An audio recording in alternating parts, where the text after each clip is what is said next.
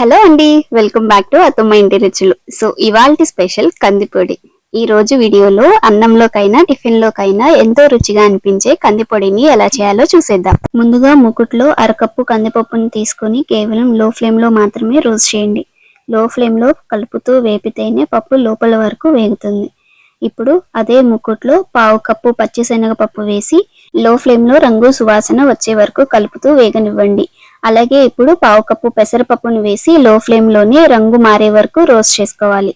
ఇప్పుడు ఒక table spoon జీలకర్ర, 15 నుండి 20 ఎండుమిరపకాయల్ని వేసి చక్కగా కలుపుతూ వేగనివ్వండి. ఇప్పుడు అన్నిటినీ చల్లారనిచ్చి మిక్సీ జార్లో వేసి 2 చిటికెళ్ళ ఇంగువ, సరిపడా సాల్ట్ వేసి ఎంత కుదిరితే అంత మెత్తని పౌడర్ లా గ్రైండ్ చేయండి. అంతే, ఇక వేడి వేడి అన్నంలో కందిపొడి నెయ్యి వేసుకొని తింటుంటే ఆహా అనాల్సిందే. మరి ఇంకెందుకు ఆలస్యం, మరిన్ని రెసిపీస్ కోసం ఇప్పుడే మన అత్తమ్మ ఇంటి రుచులు ఛానల్ ని సబ్స్క్రైబ్ చేయండి.